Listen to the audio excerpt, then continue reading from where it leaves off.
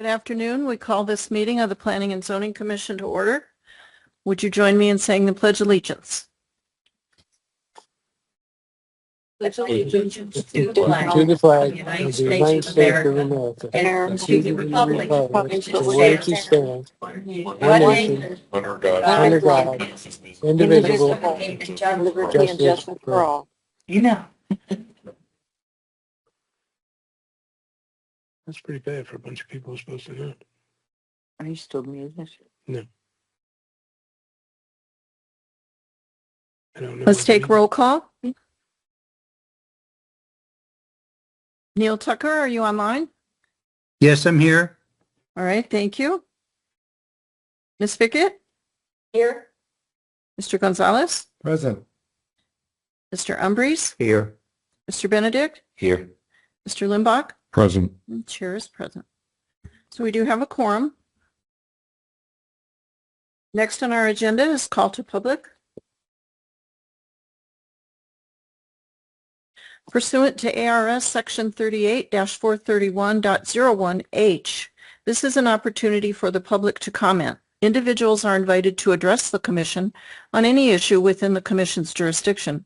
Since Commissioners may not discuss items that are not specifically on the agenda, Commission action taken as a result of public comment will be limited to directing staff to study the matter, responding to any criticism, or scheduling the matter for further consideration and decision at a later date. I do have two speaker request forms.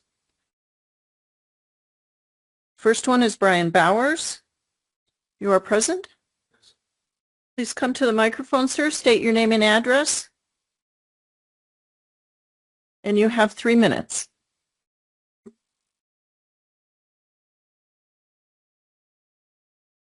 Please, little. My name is Brian Bowers.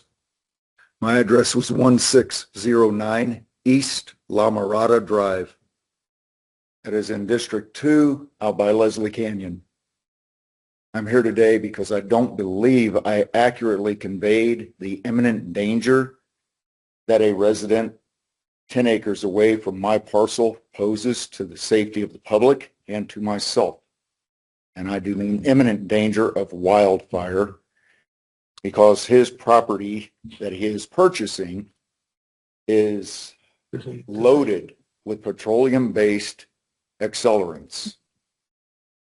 He routinely has open fires on this property, usually around dusk. I have pictures of the property and the fires around that time if you care to see them.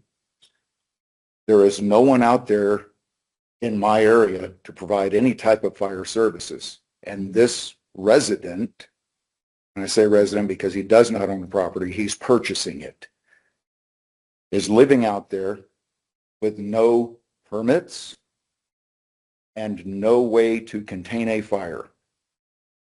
One will start eventually. It's just a matter of time, because he's already had one on that same property that burned a 20 by 20 structure to the ground.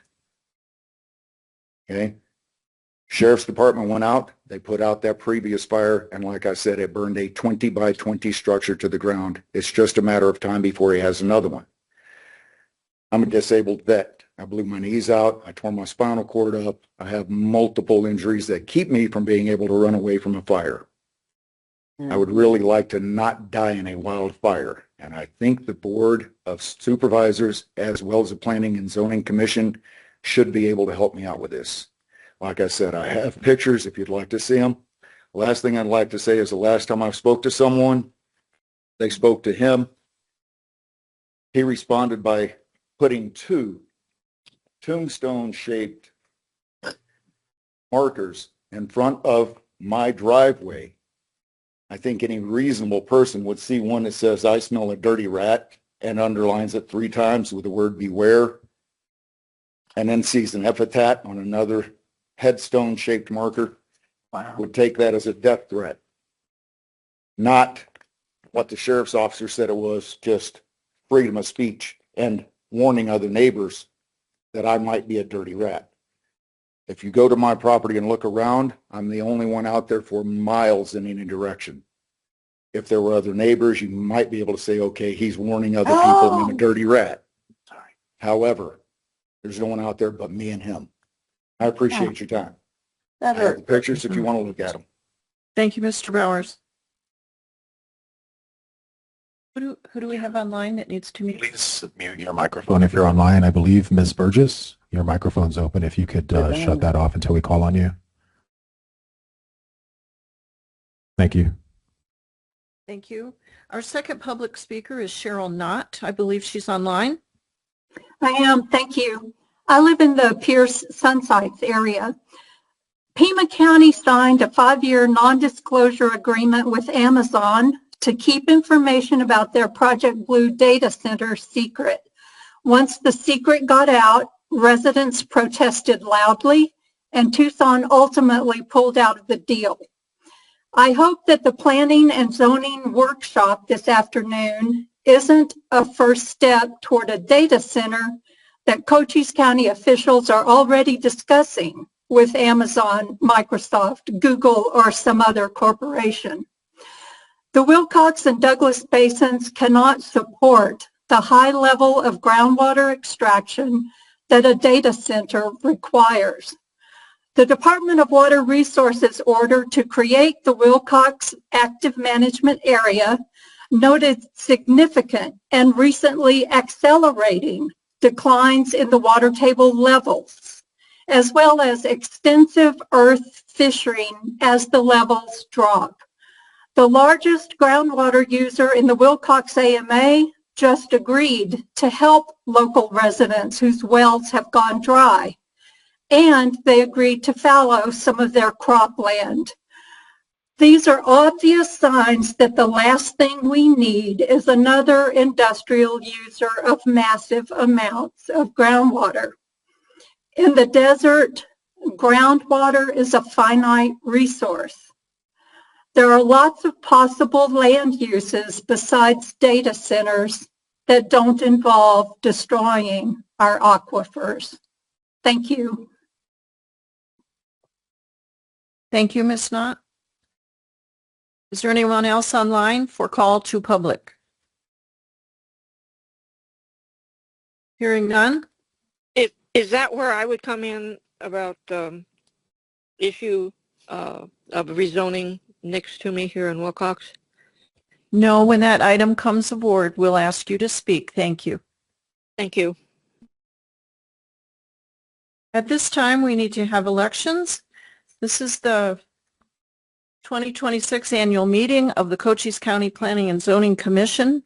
As required by our bylaws, we'll now hold elections for chairman and vice chairman. Oh, I should read the rules first, shouldn't I? Let me do that and then we'll back up. Welcome to the Planning and Zoning. The ground rules disappeared. Please turn off cell phones or silence ringers. Also, please be polite to other stakeholders. No applause, no booing, no cheering. If you are attending in person and wish to speak, fill out a speaker information form and give it to the planning staff. Forms are on the table next to the door. The commission chair will call you at the appropriate time. If you are attending online and wish to speak, raise your hand in the Teams chat and provide your name, address, and agenda item number you would like to address. The commission chair will call you at the appropriate time. Please mute your microphone until you are called. In-person speakers must come to the podium when called by the commission chair. Use the microphone to capture your comments. Each elected county supervisor appoints 3 commissioners to staggered 4-year terms. Up to 3 commissioners are from cities. At least 6 commissioners are from unincorporated areas.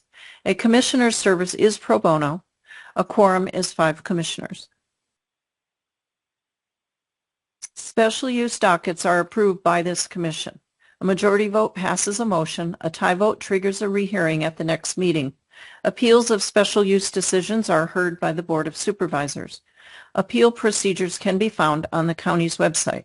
For additional assistance, contact Development Services. Other dockets than special use requests result in a recommendation forwarded by this commission to the Board of Supervisors. A majority vote passes a motion, a tie vote fails. To voice an opinion regarding a recommendation, you may attend the Board of Supervisors public hearing. We observe the following time limits: 3 minutes for call to public, 10 minutes for applicant statement, 3 minutes for supporters or those opposed, and 5 minutes for applicant rebuttals. Thank you. So now we go back to our election of officers for 2026. Are there any nominations for chair? Madam Chair, Mr. Limbach. I nominate you to continue in your current position. Thank you. Second. Thank you, Mr. Ambrose. Are there any other nominations?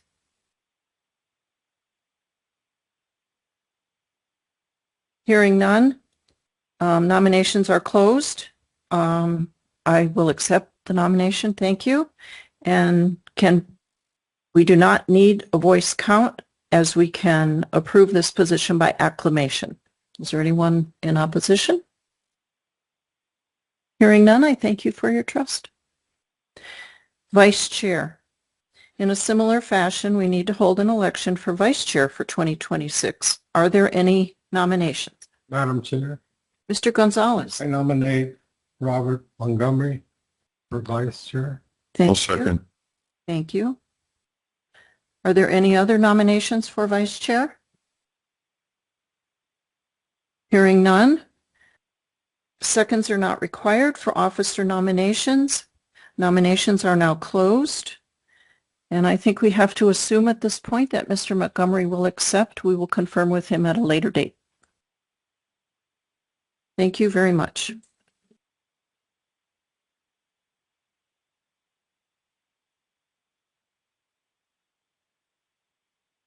At this time, we need to approve last month's minutes. Are there any corrections that need to be made to those minutes? Hearing none, let's do a voice vote. Mr. Tucker, are you abstaining, sir? Yes. Thank you. Ms. Fickett? Aye. Mr. Gonzalez? Aye. Mr. Umbrice? Aye. Mr. Benedict? I will abstain. Thank you, sir. Mr. Limbach? Aye. And Depew, aye. The minutes are approved. Thank you. We now turn to our public hearings.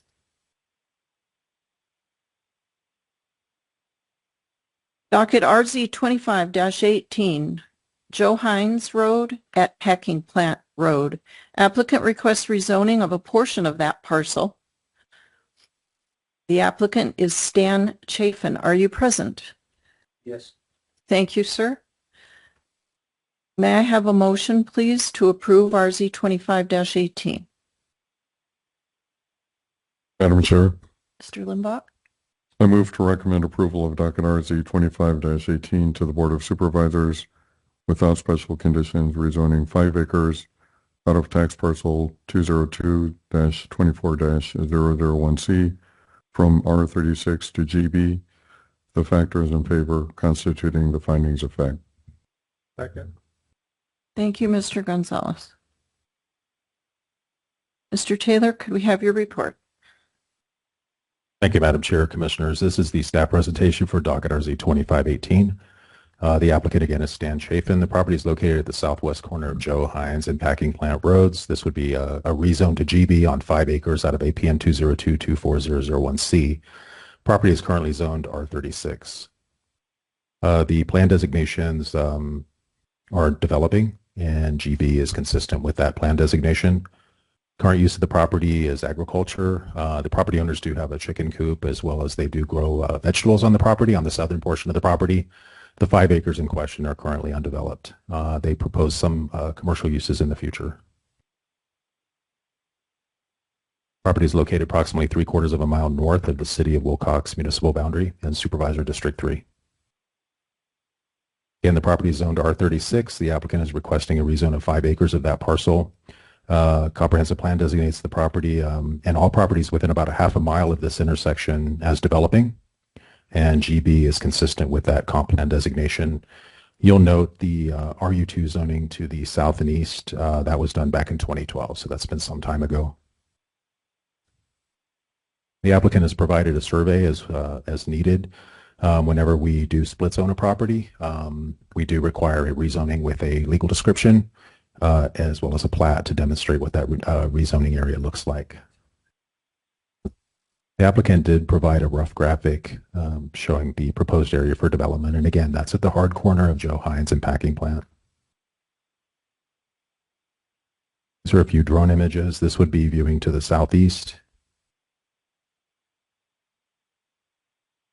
to the southwest, and this would be viewing to the northeast with Joe Hines in the foreground. GB zoning does have some pretty significant development standards. Of course, these setback requirements as well as some of the screening is to adjacent parcels. In this particular case, the west and south property lines are not property lines. They're just zoning boundaries. And the remainder of the property will continue to be held by the property owner. So the property totals about 35 acres. 5 acres are proposed to go to GB, and the remaining 30 will remain R36. And these are some of the additional development standards for GB zoning as far as screening, landscaping, maximum height, site coverage. I believe the applicant would have the option of choosing access from Packing Plant and Joe Hines, potentially both. But either way, that would require a right-of-way permit, which will require at least a 24-foot wide driveway and improved apron, as both of those roads, I believe, are chip sealed. Section 2.63 of the zoning regulations identifies factors to evaluate rezoning applications. Most factors apply to this rezone. Joe Hines and Packing Plant are both improved and maintained by the county, serving as local/collector roads, predominantly for residential traffic. The proposed zoning is consistent with the comprehensive plan future land use designation, which again is developing. The application complies with most applicable factors. The property in question is located at the intersection of 2 county-maintained roads. We did receive support from a nearby property owner. The applicant did not provide a detailed concept plan, as future land uses have not been identified on the 5 acres at this time. Staff has also received opposition from nearby property owners. The applicant mailed notices as required by the county on 28 October, and the county executed the public notification process on 17 December, mailing notices, posting the property, as well as publishing a legal ad. Staff mailed 32 notices to owners within 750 feet, receiving 2 responses in favor and 2 responses in opposition. Madam Chair and Commissioners, this concludes staff's presentation of docket RZ 2518. We are available for the Commission's questions. Thank you, Madam Chair. Thank you. This is the time for the applicant's statement. Mr. or Ms. Chafin, you may come forward. Please state your name and address, and you have 10 minutes.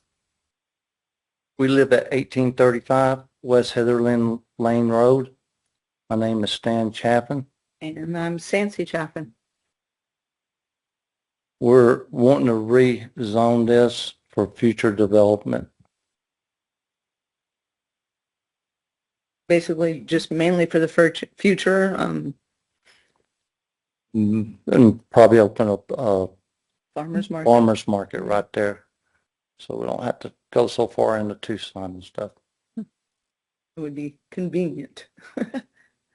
So that's it. That's basically it. That's all. About what we want to do. Just don't know what we want to do completely in the future with it. All right. Just kind of. Thank you so much. Thank you. We may have some more questions for you. That's Thank you.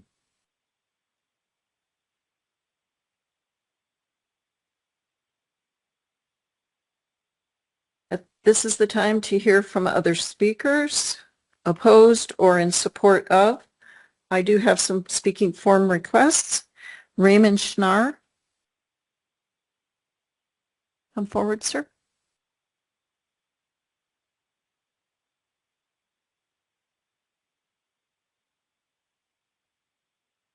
And if you'd give us your name and address, you have 3 minutes. Your name and address, sir, in the microphone. Yeah, Raymond Sonar, 1420 Packing Plant, Wilcox. I have a problem hearing you, I'm sorry. Go ahead and tell us, sir, what your opposition is. I have an opposition to this proposal. the real crux of it is there's a serious water shortage in that area. I've had to have this done, and a lot of residents as well, putting up a storage tank, 3,000 gallon storage tanks, because we're too close to the getting water. I've had to drop my pickup 6 feet to not suck air. And these tanks are all over the neighborhood. I don't know if any of you are familiar with them, but they're pretty noticeable. But that's the way we're kind of getting around it at the moment, but there's a serious water shortage. And for the proposal that's here, it doesn't sound right to go along with everybody having a water problem. And if the water drops to a certain level, there'll have to be some wells sunk deeper. I checked with a contractor that does probably 90% of the work in the area, and I have their card. If you would like to take and verify any of this, I'll give it to you. The cost of resinking a well can run anything from $13,000 to $50,000, depending on the depth, and you don't know that till you get in. Part of the problem on this property we're talking about, they sank 4 commercial wells and they hit sulfur, and that sulfur is not usable. We don't know, and I talked to the contractors about this, so that sulfur level varies and they can't predict it. The reason in getting so expensive on the latter number is that they may have to go down and drill past it and then concrete it. So it gets pretty invasive and pretty cost problem. But the area has too many people really having to put these big 3,000 gallon tanks up to cover their back. Now, I'd hate to think the man's talking about a laundromat. And I couldn't understand why you would want a laundromat on what looks like about a 20 or 40 acre place. And I've heard some rumors that if this passes, there may be RV park put in there. That's another deal and another negative, big one. This is a residential area. And so anyway, there's no way to know the depth of that as far as the wells need to go. Basically, it's a serious water problem.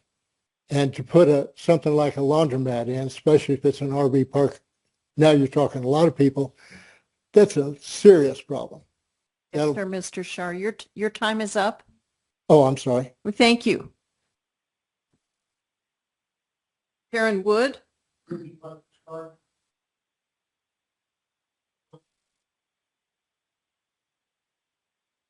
Karen Wood, are you online?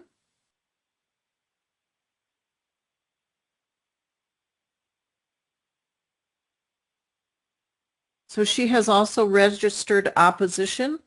We will move on. Jacqueline Robeson.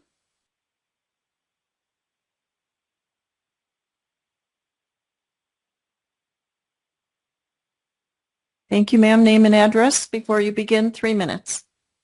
Hi, I'm Jacqueline Robson. I live at 3350 North Joe Hines Road, approximately 500 feet northeast of the property in question.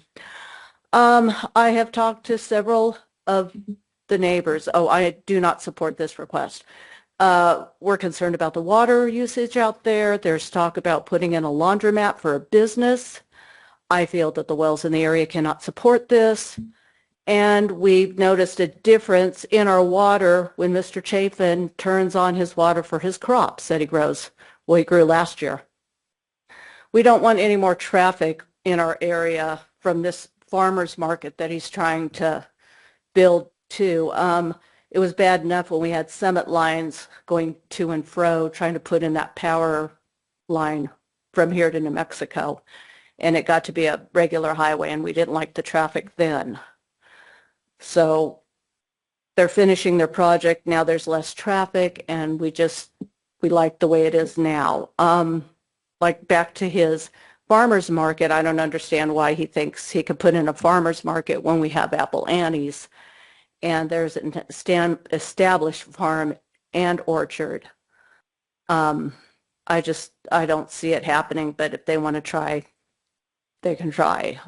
Finally, a person / business owner that was in favor of this happens to own a propane business across the street from their property, and he no longer lives in the area, so I don't know why he would be in favor of this, or you'd even consider him being in favor of this. That's about all I have to say. We don't need it. Our water's bad, and I have talked to a lot of neighbors, and they are concerned.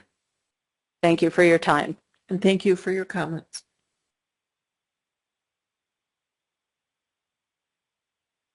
Is Karen Wood online? Right, I think she's still absent. Is there anyone else that you see that wanted to speak? Mr. or Mrs. Burgess, if you would like to speak on this docket, now's your time. Thank you for having this hearing. I'm LaDonna Burgess. I've lived at 1675 West Packing Plant Road since 1973. 53 years has been my home in the country. I've seen our area all around the 3, 4 to 5 mile area growing residentially. A lot of people like to have a few acres like I do and a few chickens and live outside the city limits. Traffic is a serious problem on Joe Hines and Packing Plant. There's been 4 very serious accidents, rollovers, head-ons. As you know, we do not have sheriff deputies in our county.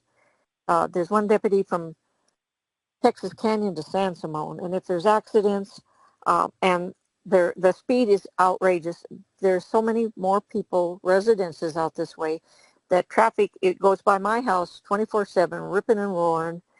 I had one accident where a person coming down Packing Plant on this exact corner that we're talking about rezoning, and a car pulled out in front of them and pushed them plumb up into my driveway in my yard. Water is a big concern in our area. It's been on the news. I worked for Sulphur Springs Valley Electric for 35 years. I worked as an irrigation specialist, and I know quite in depth about the water issues. No,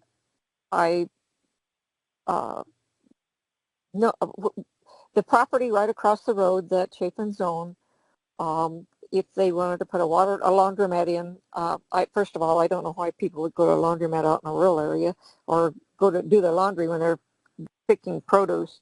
But the water use, when they run the 4 shallow wells directly across from my property, my property goes down Joe Hines to the south, directly across from their property.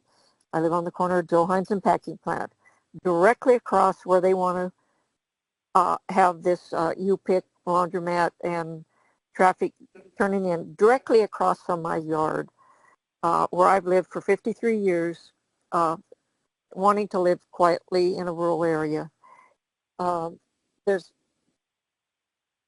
We do not have the county sheriff's availability to control the traffic out here.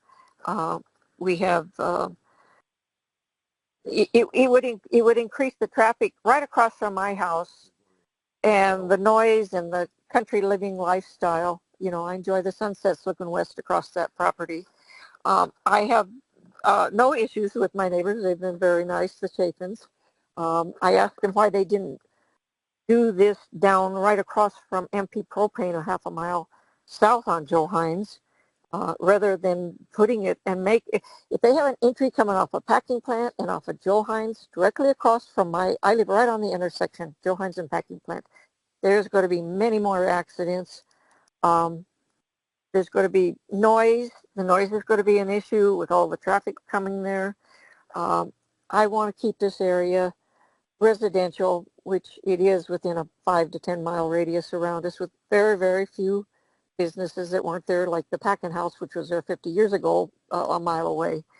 I'm Ms. totally Burgess? opposed to this. Ms. Burgess? Yes. Thank you so much. We've heard your comments well, and your time has expired. Thank you. Thank you. Anyone else? Mr. Taylor online? Is there anyone else online that would like to speak on this docket?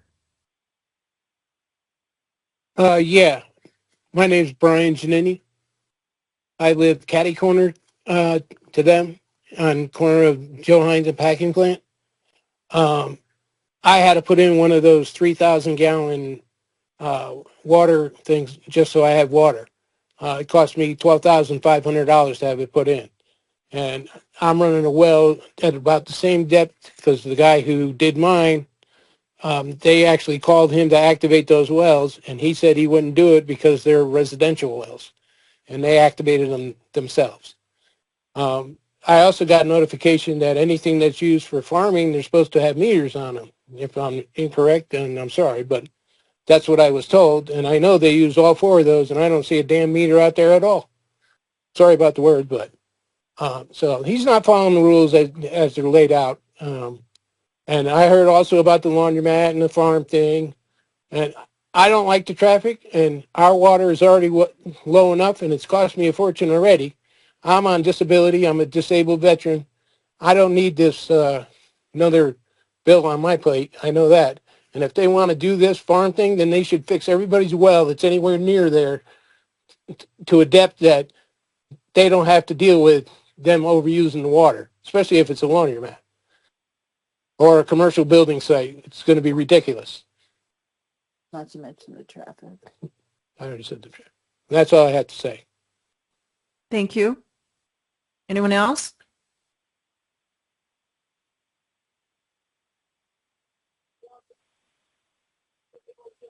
Was there anyone else in the room that wanted to speak? I heard some.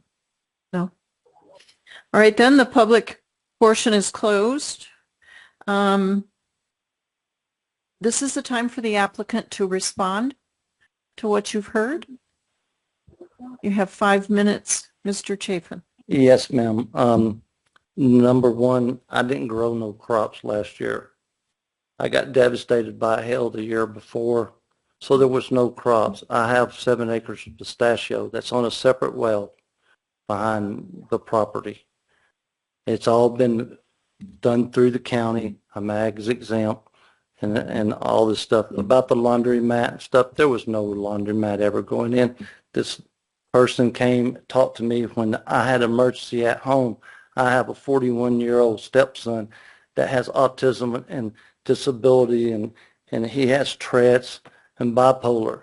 So sometimes when something happens, you just say what you want to say to get somebody to go on, okay? Because I had to go home and take care of my stepson. So there's no laundromat going in. I do everything to conserve water. I use the latest technology on my farming. I use plastic and drip line to do all my farming and stuff. So I don't waste water at all.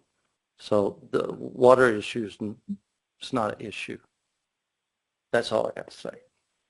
Thank you. Thank you. This is the time for commission discussion.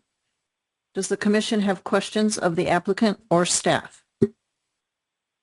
Madam Chair, Mr. Gonzalez. I have a comment, maybe a question for you. Yes, sir.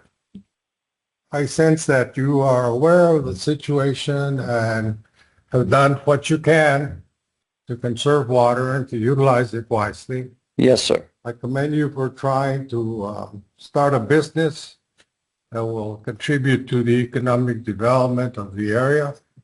Yes, sir. And I don't see what all this traffic they're talking about has to do with you. You're not responsible for the traffic. No, If sir. there's no law enforcement, that's a different issue. But I want to encourage you and commend you to keep going with your project. Thank you, sir. I will. Anyone else? Madam Chair, Mr. Limbaugh. well, much of your, if you wouldn't mind coming up again, much of your application was incomplete. So I'm going to ask you to fill in the blanks for me. Okay. So with respect to utility companies or service providers, Who is your sewer or septic? Do you have a septic? No, there's no sewer, there's no septic on that piece of property at all. It's a clean slate of property. It has one well on it, on the corner. I wanted to rezone this area for the future because I can see the future coming towards that area. So I know one day that corner will be rezoned, and it needs to be done now.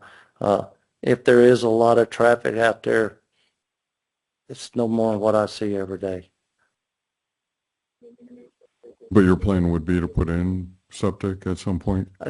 When I get ready to develop that whole corner, because I hadn't really made up my mind totally of what I want to do, but the biggest thing I want to do is just sell a farmer's market right there, and that's not going to take no water to operate. It ain't going to be no more traffic. Why should Apple Annie's have all the good fun? You know, I want to sell my watermelons and my pistachios, so I don't see why I can't do it there. And then who provides your electricity? SRP, is that? And solar. And then fire? Fire would be the rural fire department area out there, which would be Wilcox, I believe. I'm also set up at my own property for a fire hydrant too. And then there does seem to be some conflicting information or confusion about your future use as far as commercial buildings, and laundromat was in there at some point.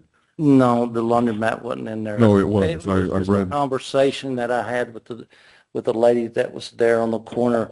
She stopped. Respectfully, sir, it was in our documentation.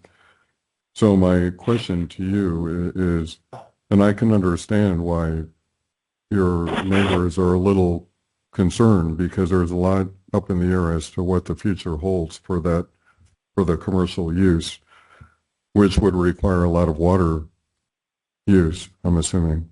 Yes, sir. And just right across the street, I have the city water line that runs right by, just on the other side of Wilcox. A big water line. Right. So, I mean, one of the questions is the estimated use of water. You know, if you're planning on using that for commercial purposes, you know, something that would help us make a decision is how much water you would anticipate using for commercial purposes. Right at this time, I can't really give you a correct answer, because right now probably a few gallons, because it's just going to be like probably a farmer's market there. So that's it. There ain't going to be no bathrooms. There ain't going to be nothing like that. So I'm trying to understand your question here. Well, no, the question is future use. Oh, the future Your use. intended future use is commercial. You said that in your presentation. Well, my future use for that corner is just for the future of what's going to happen when the city moves. I know the city's going to wind up moving eventually in the future. It's going to move that away. It's just for the future. I mean, I'm not going to use a whole bunch of water right now, if that's what you're saying. The water in the future for that piece of property has one well that's like 500 feet deep. Okay, it has good water. I'm not planning on using it at this time or anything in the next couple of years. So this is going to be a process. It's going to take some time to figure out exactly how to develop that corner. So it's not something that this is just the first step of getting it rezoned for the future. Thank you, sir. Anyone else? Mr. Benedict? Sorry, sir. Yes, sir. Clarify also to the other commissioner's point. I see here in your supplemental questions, one of the things that was asked was, state the reason for this request and why it should be supported. And I understand you want to have it commercialized and provide a farmer's market, but it also says here where you signed in November, you want to provide washers and dryers to help the community. Two of the factors you have going against you are you don't have a land use plan, and then also the opposition. It seems like the farmer's market may not be the big opposition. It seems like the hangup is related to the laundromat. There's not going to be a laundromat. Okay. There, absolutely, I can guarantee you right now, if I'm standing right here, there will never be a laundromat on that property as long as I own it.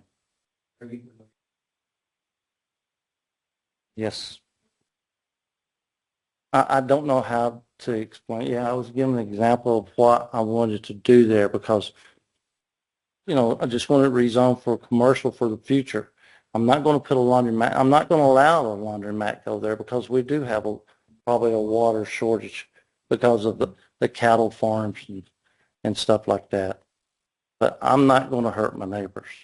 I'm not going to take their water if that's what they're worried about.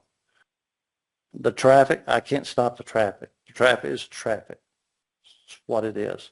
If they need to get with y'all and maybe put up red lights, if they're worried about the traffic, slow people down through there. But I'm not going to waste water. That's one thing I'm not going to do. I'm very self-conscious about water.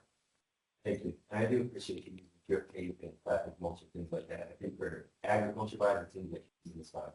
I'm trying my best to be very responsible because we all got to share the water. Anyone else? Mr. Tucker? Mr. Yes. Tucker, do you have any questions, sir? I do not have a question at this point. Thank you very much. If that's all the questions we have, I do feel compelled to make a comment. We have approved several dockets where folks have rezoned to general business, particularly over by the new port of entry. Sometimes folks just can't predict what they're going to do. They have the right to do this. The Wilcox AMA is supposed to help in this regard. We're not real familiar with how that works here. We've lost our ag guy, but I think we should keep in mind that there's a free country to do what you want with your property, and these folks don't have any immediate intention of harming their neighbors. So I think we need to keep that in mind. Mr. Taylor, could we have your summary and recommendation? Thank you, Madam Chair. Based on the factors in favor, staff recommends forwarding docket RZ 2518 to the Board of Supervisors without special conditions. Thank you, Madam Chair. Thank you. We do have a motion. I will now call for the question. Mr. Limbach?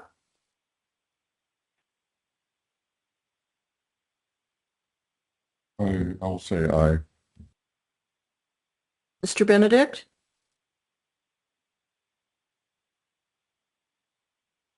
Mr. Umbries? Aye. Mr. Gonzalez? Aye. Ms. Fickett? I'll say aye because knowing that if it's going to general business zoning, at the restrictions that will be placed on whatever is done in the future will be quite a bit. So I'll vote aye. Thank you, Mr. Tucker. Aye. Chair votes aye. Congratulations. This item will be forwarded to the Board of Supervisors with a recommendation of approval. Any person not agreeing with this action should attend the Board of Supervisors meeting dealing with this docket. And I thank you all for your patience and your participation.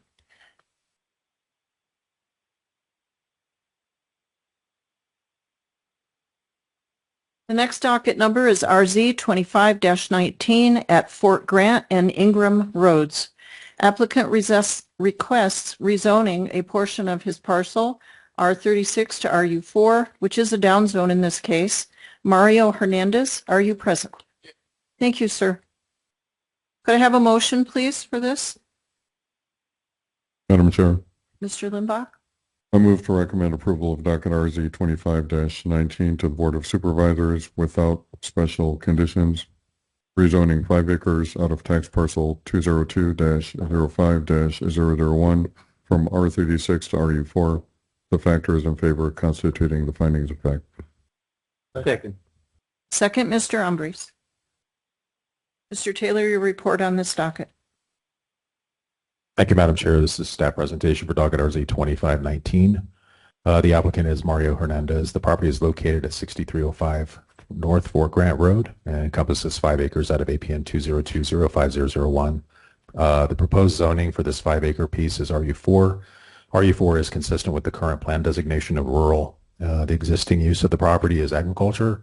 It's an old farmstead, multiple dwellings, multiple accessory structures, pretty long past as far as residential, rural residential land uses go. The applicants propose to do agriculture-related sales on that 5-acre piece of property that they're rezoning. Property is located approximately 4 miles northwest of the city of Wilcox municipal boundary and supervisor District 3. Again, the applicant is requesting rezoning 5 acres at the hard corner of Fort Grant and Ingram Roads to allow agriculture-related sales. There is a provision within the zoning regulations that restricts agriculture-related sales to 2,500 square feet of total area, including buildings and storage locations. Types of goods that we would expect to see would be feed, equipment, tools, possibly clothing as well. County's comprehensive plan, again, designates the subject property as rural. The the development pattern in this area is generally rural residential. This is a conversion from the old TR36 that was done way back when for areas near incorporated areas such as Wilcox. So that residential zoning goes back several decades. The nearest rural zoning is approximately 1/2 mile to the north as well as to the west. And even the surrounding properties, R36, as you can see, are in agriculture. Several are. The applicant has provided a survey showing the 5-acre rezoning area at the hard corner of Fort Grant and Ingram. The applicant has provided a concept plan showing existing structures on the site. The proposed business area would be located at the existing driveway at North Fort Grant Road, which will be required to be improved under a right-of-way permit. A couple of drone images. This would be viewing to the southeast. Viewing to the south. It's a little closer shot of the property frontage along Fort Grant Road. It's hard to see the driveway. It's over to slightly to the left where you see the large mature tree. And this is property, a close-up of the property viewing to the north. Again, this would be about 5 acres that is being considered for rezoning. These are some of the development standards. Fortunately, the setbacks are the same as the current zoning, R36. Most of the development standards are not applicable in Growth Area D, so there wouldn't be any requirement for screening or landscaping. There will be a right-of-way permit required to install a hard surface apron along Fort Grant Road. Section 2.63 of the zoning regulations identifies factors to evaluate rezoning applications. This request to downzone 5 acres, 5-acre portion of the property, complies with applicable factors. Fort Grant and Ingram are maintained by the county, with Fort Grant Road designated as a rural major collector. Proposed zoning is consistent with the comprehensive plan future land use designations of rural. The requested rezoning does comply with the applicable factors. This property, like the last, is located at the intersection of 2 county-maintained roads. Staff did receive support from a nearby property owner. A concept plan was, kind of provided. We have an aerial photo which shows existing structures and the approximate location of any future business activity. Staff executed the public notification process on 17 December, mailing notices, posting the property, as well as publishing a legal ad. Staff mailed 25 notices to property owners within 300 feet, receiving 1 written response in favor. Madam Chair and Commissioners, this concludes staff's presentation of docket RZ 2519. We are available for your questions. Thank you, Madam Chair. Thank you. This is the time for the applicant's statement. Mr. Hernandez, you may come forward. You have 10 minutes. Please state your name and address first. Good afternoon, everybody. My name is Mario Hernandez. And my address is 6305 Norfolk Grant Road. I come in because I need to change the use of the land because the business of the cattle right now is not good business. If you see a few pictures over there, I have a corrals. I building corrals for feed cattle, and we stopped doing this business because the price of the cattle right now is crazy, and lose money because with one cattle, one cow is $4,000 or $5,000, and I stopped that because I lose money. Right now, I sell them my equipment. I started selling my equipment to the people and take money from that way. And on the door, sometimes I open and put it like a garage sale because I don't have building for put it my equipment or my tools or the chairs of the horses and equipment for the horses. Sorry, my English is not too good. That's fine. And that's why I need to change it and try to install office or something where I can put it my tools, my equipment for sale. Because if there are wind, I can do that nothing.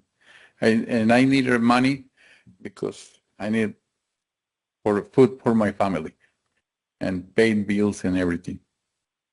That's why. I think it's so.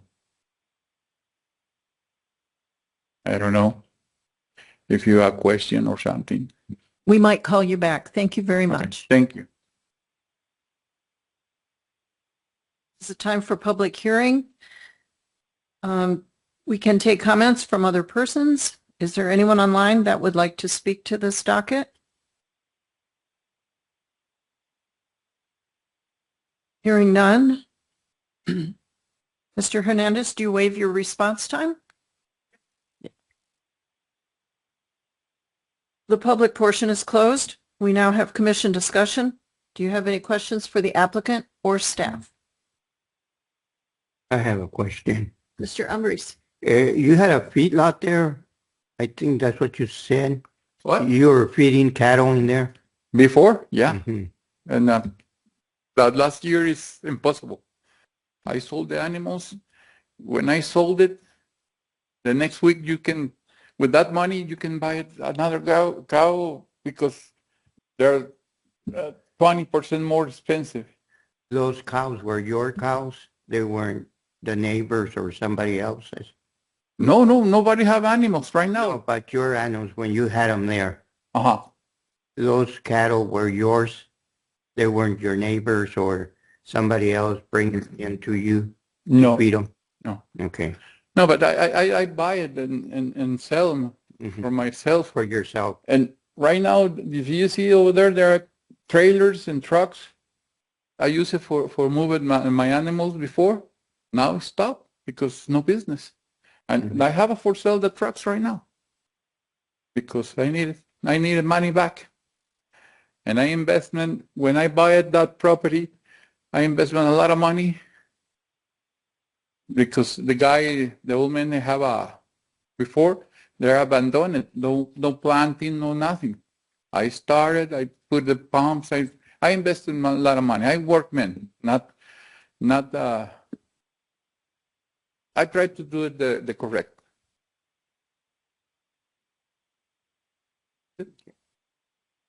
Mr. Hernandez, do you have any plans for the balance of the property? What are you going to do on the other acres? Oh, they are planting. They are planting, but They're planting.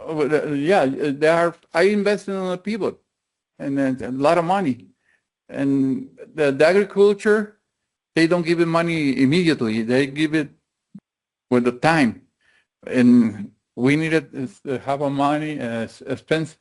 You see, there are people I installed the pivot. It's not existing. I invested my money and I try to work. That's it. If you see on the back of the corner of the buildings, there are corrals. I made the corrals. They're empty right now because it's not business. It's crazy. The prices of the cattle. You see that the corrals? I made it. Thank you. Anyone else? Mr. Tucker, did you have any questions? I do have a question. So he said his intent was to put an office there that he can sell his other equipment that he's trying to get rid of. Does he have plans for it beyond when he gets rid of his other equipment? What? What else might you be selling at this location? Equipment. I have the horses. I don't use it. I try to sell them horses. I try to sell them like the saddles and everything. I have it for sale, and I try to sell them because a lot of people don't find it a use equipment. I have a used equipment. I can bring a new one too, and that's it. I try to start a business because I need to make commerce, do it something for life. I don't want to retire if I have a chance to work. Mr. Tucker, does that help? Sort of. It sounds like he will perpetuate the equipment sales. Yeah. That's what I'm wondering is the intent to have ongoing equipment sales or just to sell the equipment that he has on hand? No, I try to do it frequently. Buy it, try to find it a good equipment for the people over there, and sell them as cheapest. You know, because sometimes they buy it expensive because not too many people have equipment for sale. That's why I try to start a business because I need something to do. Yes, of course. Thank you. Mr. Gonzalez. Señor Hernández, sí. Entonces va a vender lo que se pueda vender. ¿Y qué es lo que va a hacer usted después de eso? Pues tratar de comprar equipo, in English, try to buy equipment, sorry, try to buy equipment cheapest and sell them to the people. I started with buy and sell equipment, agriculture equipment, animals equipment, because the horses need equipment. I have trailers, I don't use it more, okay, I sell them. If I find it somewhere a good trailer and good prices, I buy it and bring it to sell. So you're going to buy and sell the best you can to stay in the game, to stay in business. Yeah. Yeah. But agriculture, because that's my life. Well, it's a tough yeah. deal right now. Yeah, right now it's impossible. The cattle business, only the rich people have animals because the prices is crazy. Yeah, I understand. Gracias. Yeah. Anything else, commissioners? Hearing none, Mr. Taylor, your recommendation? Thank you, Madam Chair. Commissioners, based on the factors in favor, staff recommends forwarding docket RZ 2519 to the Board of Supervisors without special conditions. Thank you, Madam Chair. Thank you. We have a motion on the floor, and I'll call for the vote. Mr. Limbach? Aye. Mr. Benedict? Aye. Mr. Umbries? Aye. Mr. Gonzalez? Aye. Ms. Fickett? Aye. Mr. Tucker? Aye. Chair votes aye. It is unanimous. Congratulations, Mr. Hernandez, and good luck. This item will be forwarded to the Board of Supervisors with a recommendation of approval. Any person not agreeing with this action should attend the Board of Supervisors meeting dealing with this docket. Thank you.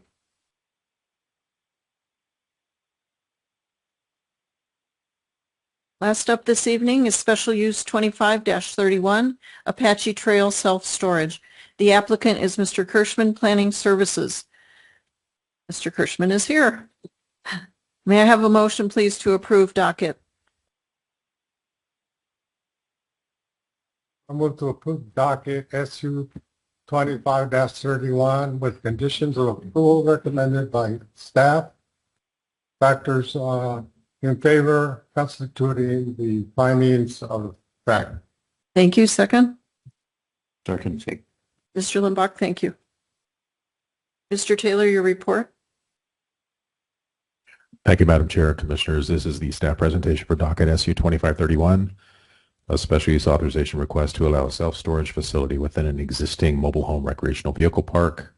Again, the applicant is Kirschman Planning Services. Property is located at 79 Apache Trail in St. David. Tax parcel 120180009 Alpha. The property totals approximately 22 acres, currently zoned R18. The comprehensive plan designation is neighborhood conservation. Current use is a mobile home recreational vehicle park. Proposed use is to maintain the park and include a self-storage facility. And the property is located in St. David, approximately 3 miles southeast of the City of Benson municipal boundary and Supervisor District number 3. The property is split zoned R18 and GB. The existing mobile home recreational vehicle park predates zoning regulations. It was established in the early 1970s prior to the county's adoption of zoning. Again, the comprehensive plan designates the property as neighborhood conservation. These are a few drone images. This would be viewing to the southeast and viewing to the west. This is a little bit closer shot viewing to the west with the proposed self-storage area highlighted in orange, and that would be Sybil Road in the background. And the proposed access is from Sybil Road, not from Highway 80. The applicant provided a site plan showing the proposed location of the self-storage. This location has historically been used for open storage. We're looking at 4 storage buildings, approximately 10.5 feet tall. And some elevations of those storage buildings as well. Section 2.48 of the zoning regulations identifies 10 factors to evaluate special use requests. This request complies or partially complies with 8 factors. Existing and proposed use are not consistent with the neighborhood conservation designation, though the park itself is non-conforming. Sybil Road is classified as a rural minor collector and was previously classified as a rural local.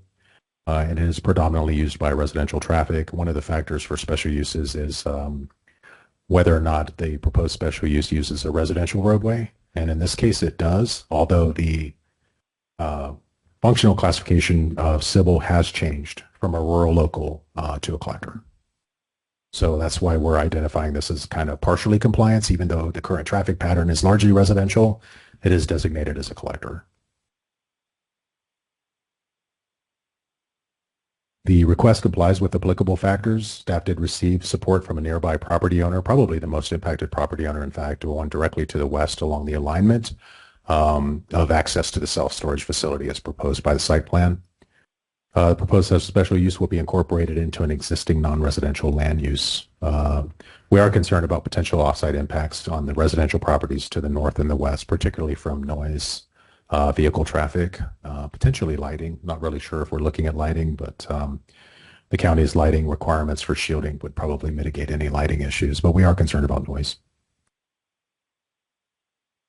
The applicant mailed letters as required by the zoning regulations on 12 November. Staff executed the public notification process between 5 and 17 December, mailing notices, posting the property, and publishing a legal ad. Staff mailed 12 notices to property owners within 300 feet. We had 1 response in favor. And Madam Chair and Commissioners, this concludes staff's presentation of docket SU 2531. We are available for your questions. Thank you, Madam Chair. Thank you. This is the time for the applicant's statement. Mr. Kirschman.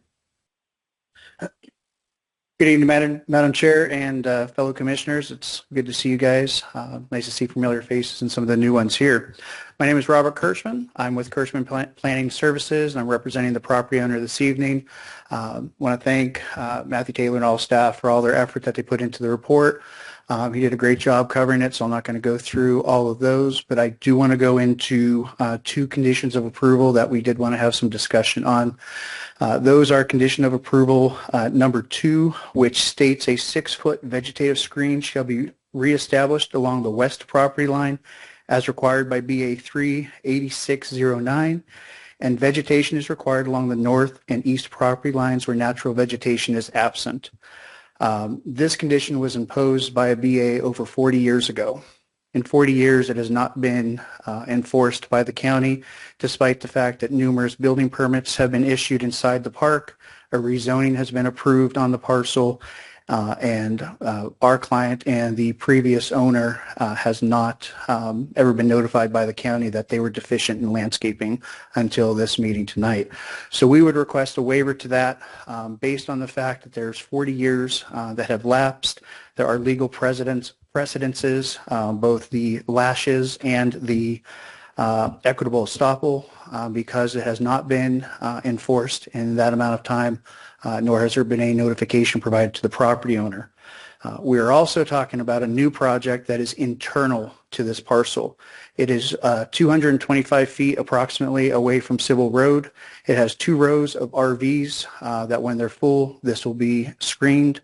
We have no public opposition to the project. No one has reached out to us in response to our neighborhood meeting. We had probably the most impacted person, as Mr. Taylor stated, that where our driveway goes out to Civil Road, the headlights would shine into their property. They're the ones that are actually in support of this.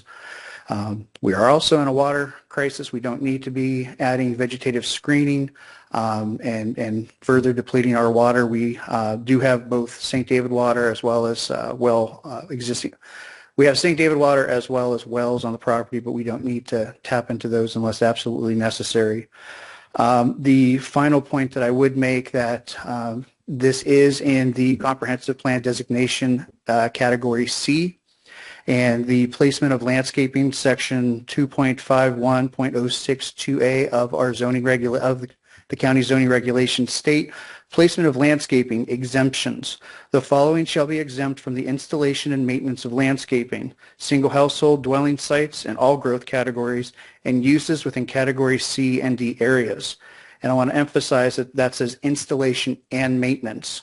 So that would, in our opinion, that would apply to this landscaping that was required 40 years ago, that they were not required to maintain it by the county's own code. We also wanted to address condition number 3 regarding the limitation of hours of operation. Though we don't anticipate people coming at all hours of the night, this is going to be a local facility for community members that live there. And I can tell you that I have gone to the storage unit before at midnight to look for a paper that I needed the next day, or we needed to get Christmas decorations pulled out, and it just happened to be a Friday night and we didn't have time to get to it earlier. So I would hate to have that limitation placed on there, that we are not able to have people come into that business during other hours. I did discuss with Mr. Taylor that perhaps maybe there's a rewording of that condition, that there's no large trucks, U-Haul type trucks that are there after a certain hour, but we would definitely like that discussion to be had. The other thing that I did want to address that came up was Civil Road and the classification of it. Regardless of the classification of it, if you're not aware, Civil Road goes between Highway 80 and Interstate 10. The traffic on it has significantly increased. It is consistently used as a bypass. I commuted every day to Wilcox, back and forth, and the amount of Border Patrol and other commuters that use that road has increased dramatically. It was even worse when the St. David Bridge was closed for the construction. So though it may be local residential traffic, it is used far more than that. I think that concludes my report, but thank you so much. Appreciate your time this evening.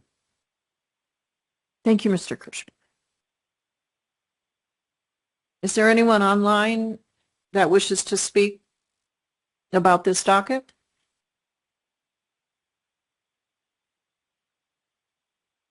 Hearing none, You waive your right to respond, Mr. Kirschman? Thank you. The public hearing is now closed.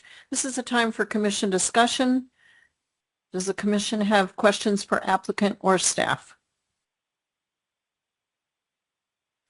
I have a comment. Mr. Limbach?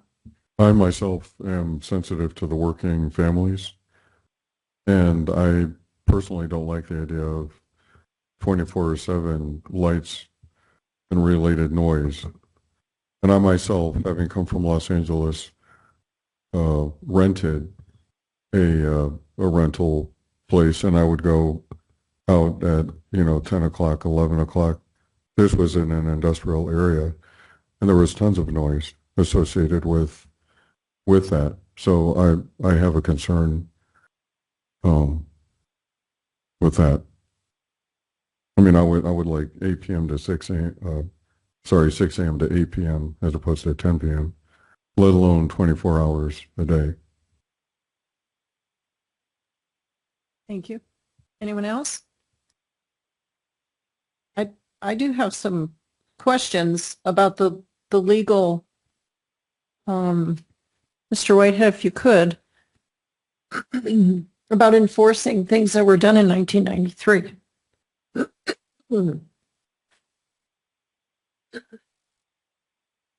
Excuse me, 1986 and 1993. Mr. Kirschman referred to some things that maybe the commission doesn't understand. The concepts of latches and others, in terms of if he's suggesting that because the county allegedly has not enforced certain things like screening on this person's property or perhaps others, that now that somehow creates a bar to you putting that as a condition. I would disagree with that.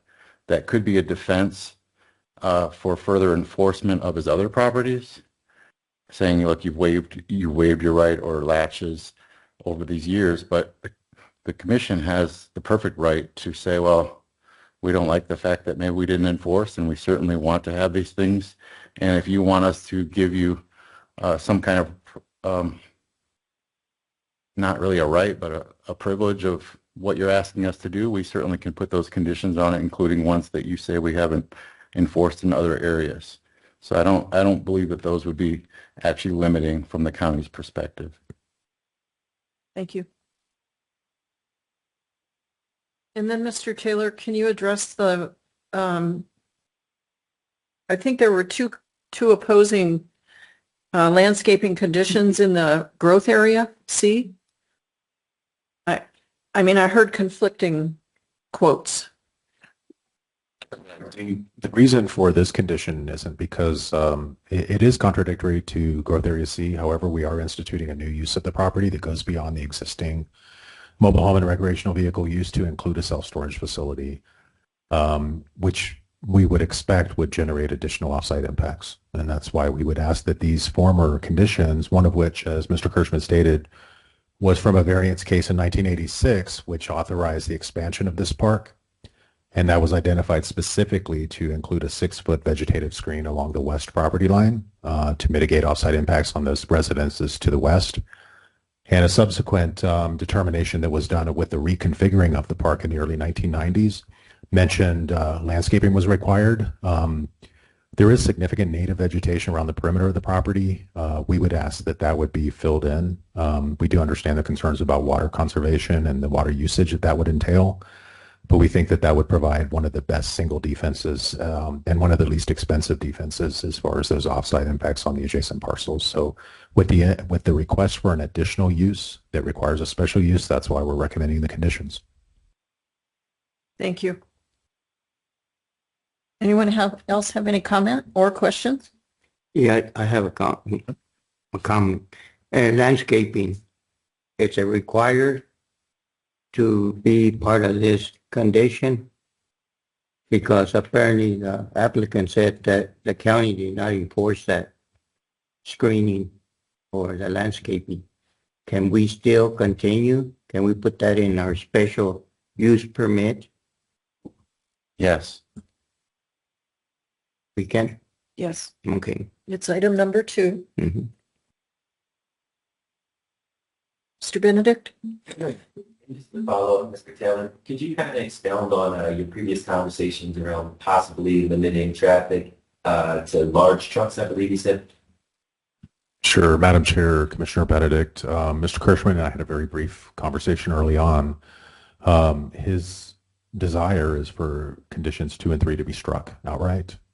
There is some room for negotiation as far as condition 3.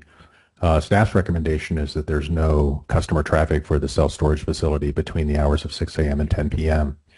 Mr. Kirschman represented that he would be potentially agreeable to, instead of restricting customers outright, just limiting those customers between the hours of 10 p.m. and 6 a.m. to being passenger vehicles only with no large moving trucks or delivery trucks.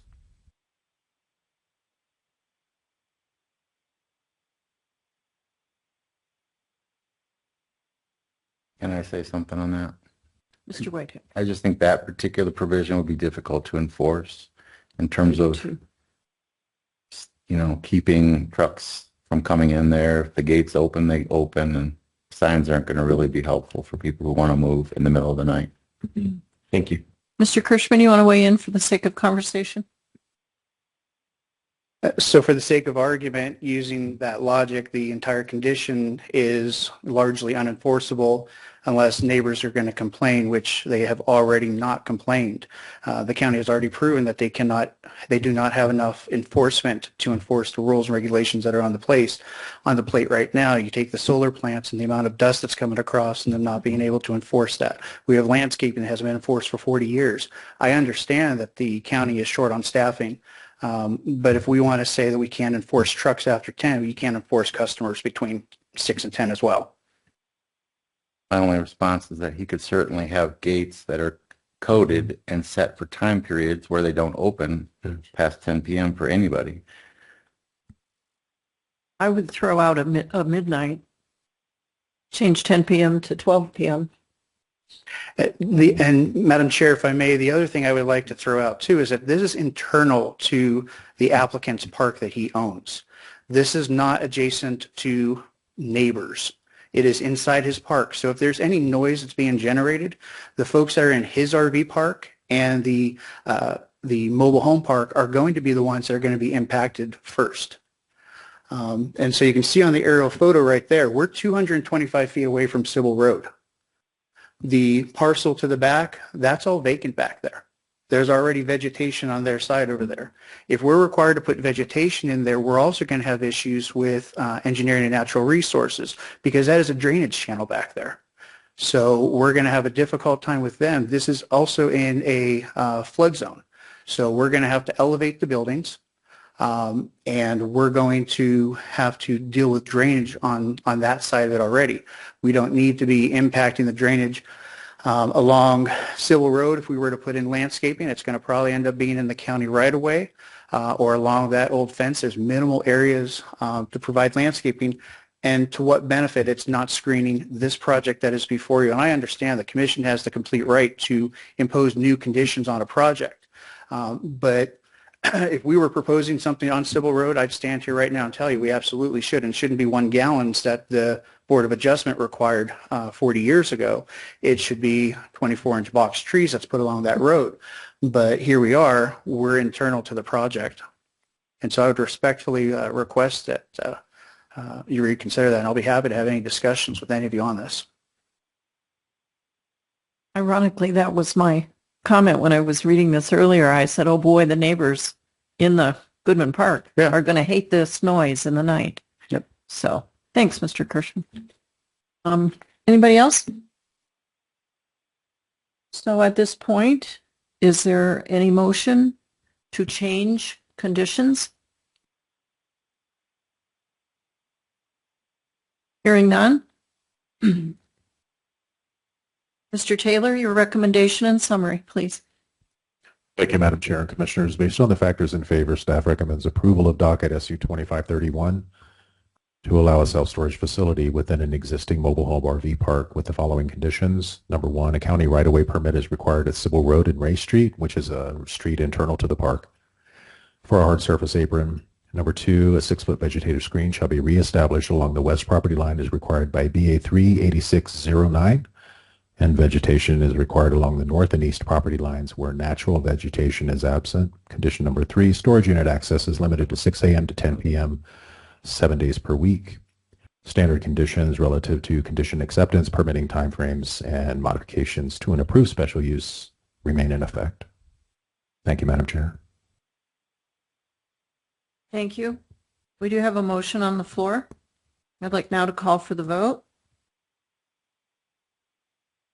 Mr. Limbach? Aye, with all 3 conditions as written. Mr. Benedict?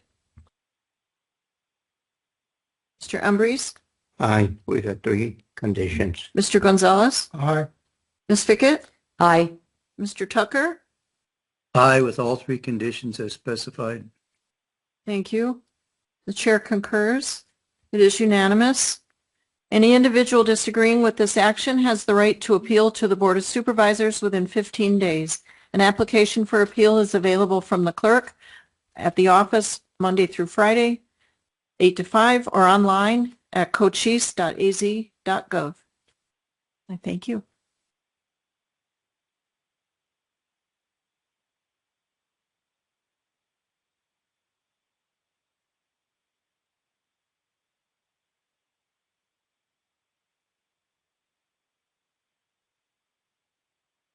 At this time, we're going to have a work session. Data centers, Ms. McLaughlin, your presentation. Thank you. Good evening, Madam Chair and Commissioners. Tonight's work session is focused on data centers, what they are, why they're expanding so rapidly across Arizona, and what this means for Cochise County. This is an informational discussion to support upcoming policy direction and future zoning consideration. Because this is a work session, feel free to ask questions or comment as I go through the presentation. Data centers are growing quickly across the state, largely driven by cloud computing, the rapid expansion of artificial intelligence. These facilities can bring meaningful economic benefits, but they also carry major infrastructure demands, particularly on electricity, water, and public safety resources like fire response. So the challenge for the county is the balancing act. How do we capture the economic opportunities while still protecting residents, resources, and long-term community priorities? To give you a sense of scale, these are recent data center projects across Arizona and the region, many in the Phoenix metro area with expanding interest in southern Arizona as well. You'll see sites in Mesa, Glendale, Tucson, Pima County, Marana. These projects range from tens of megawatts to hundreds, and from tens of thousands of square feet to multi-million square foot campuses. This is not theoretical. Arizona is actively becoming a major hub for this industry, and development pressure is moving outward as prime sites become more limited. On the positive side, data centers can generate strong and stable revenue. First, property tax revenue. These facilities have a high assessed value per acre and can generate significant annual revenue that supports schools, infrastructure, and local services countywide. Second, they create jobs. Construction brings hundreds of high-paying temporary jobs. Operations typically bring between 20 to 50 skilled permanent jobs per facility, plus indirect local employment in maintenance and services. And third, they can attract broader investment. Technology-related companies and supporting industries often follow. And infrastructure upgrades can benefit other development in the area as well.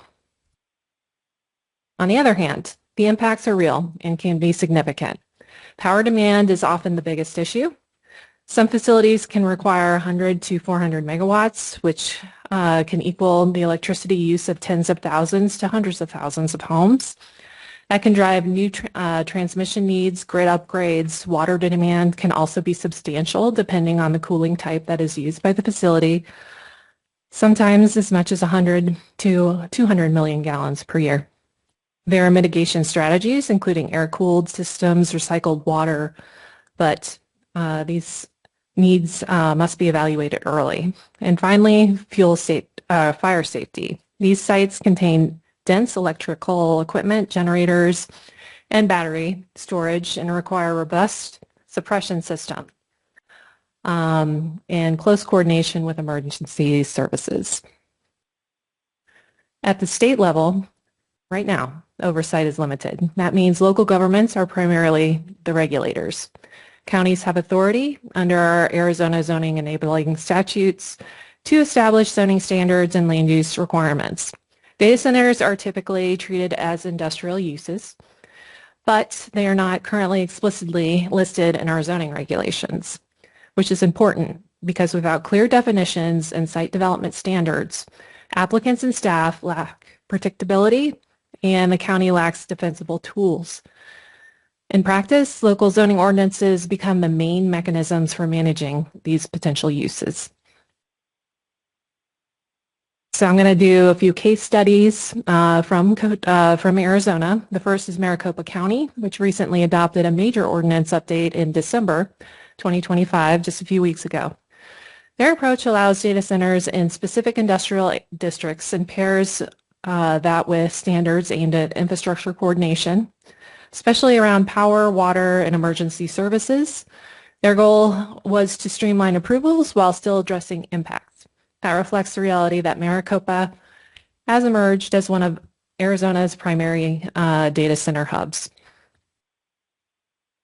Next, in November 2025, the City of Phoenix adopted both general plan policy changes and zoning text amendments.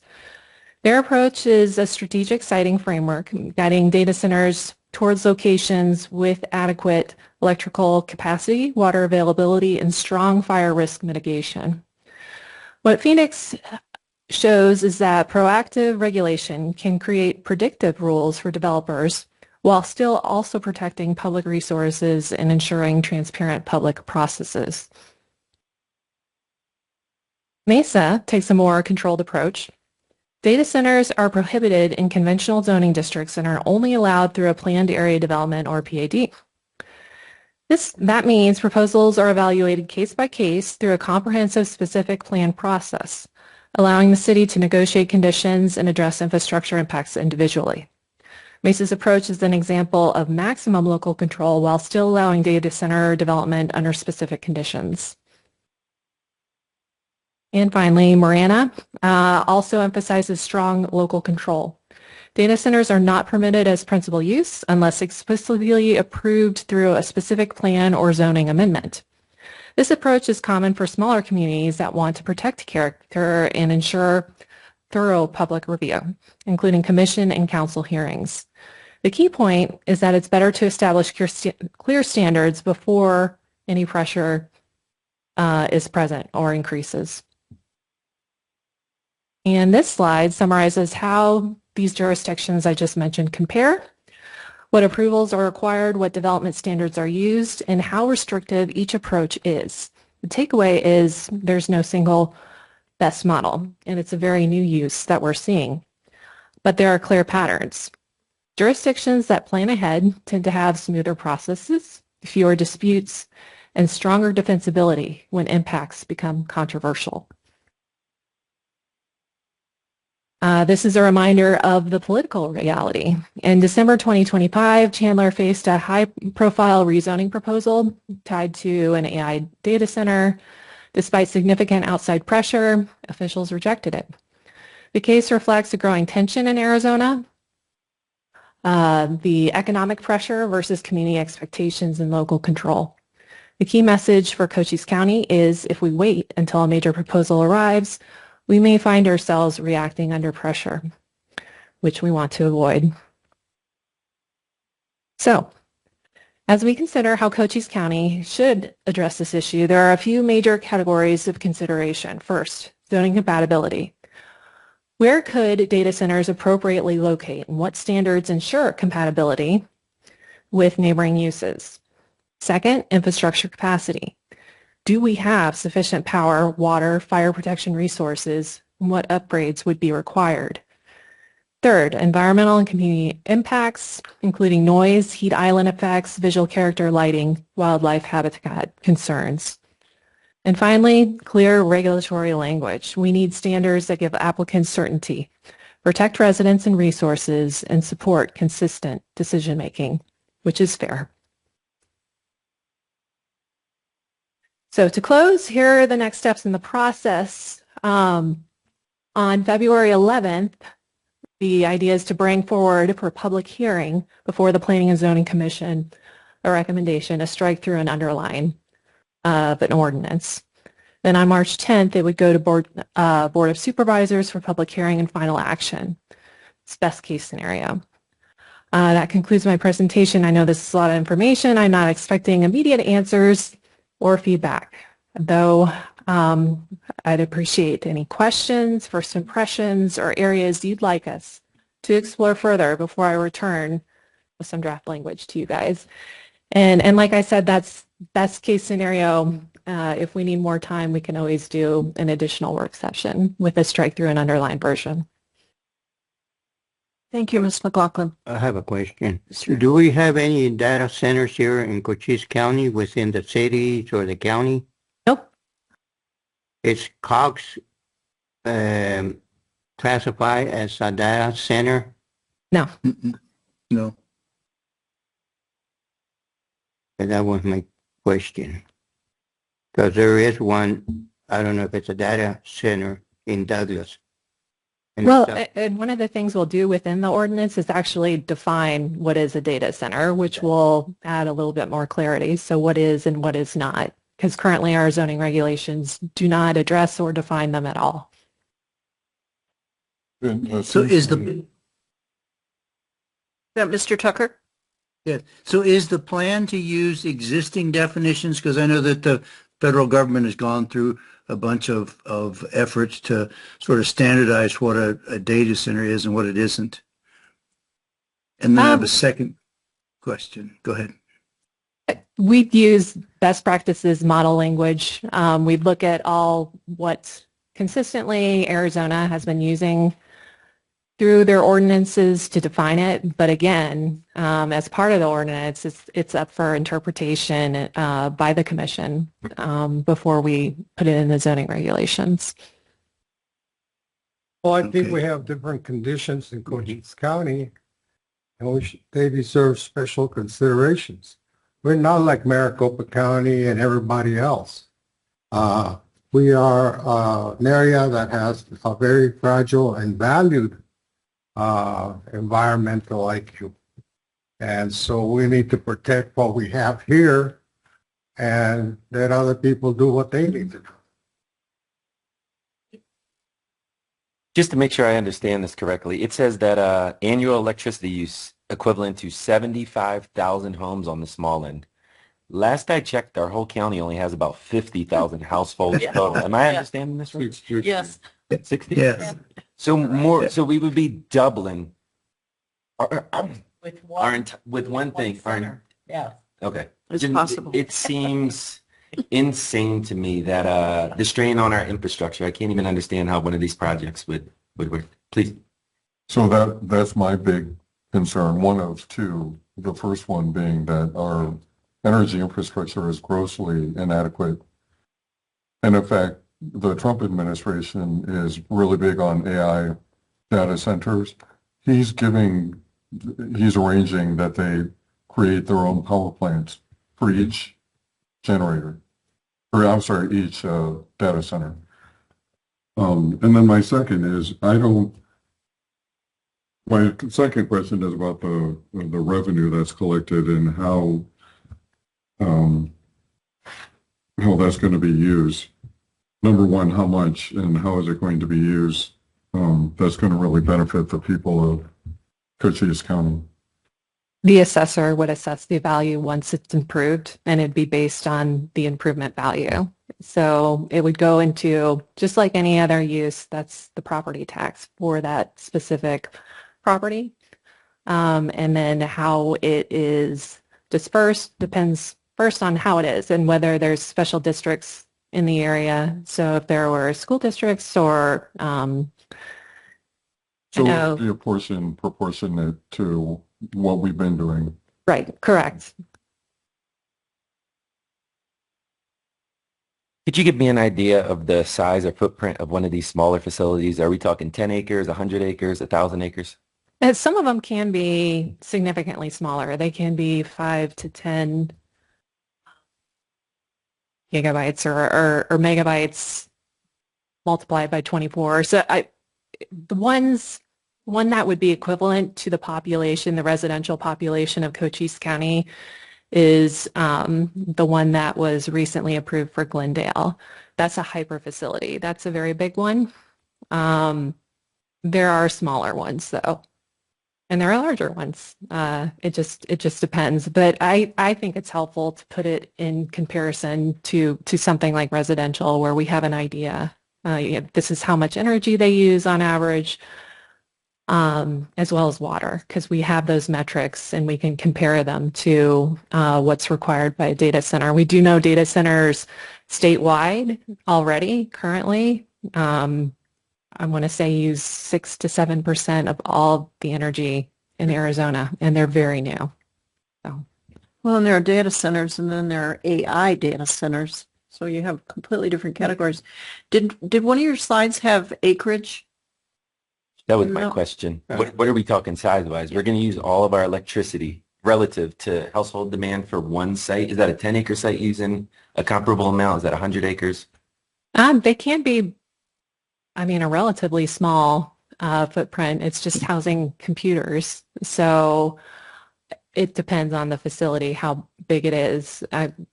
In a place like Cochise County, we have a lot of land. So it's generally probably not going to be the limiting factor. So can I add something? So a large data center, the building size is about an acre under the roof. And in that facility, there's going to be less than 50 people working. So the surrounding area is, we're not talking hundreds of acres or tens of acres for that matter. But the power is substantial. With the advent of portable pseudo-portable power generating systems, some of the power demands can be addressed, just like they did up at the power plant just north of Sunsites. The other thing is, how are they going to evolve? Are we going to start with 100 acres and then 2 years from now we're looking at 400 or 500 acres? So there's a lot of things we don't know. There seems to be a rush, everybody trying to get into this all of a sudden.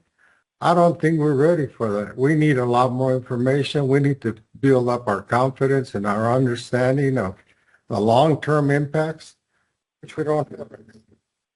So the state of Virginia leads in the homes for these types of facilities, and there's lots and lots of information we can glean from looking at the things that they have done.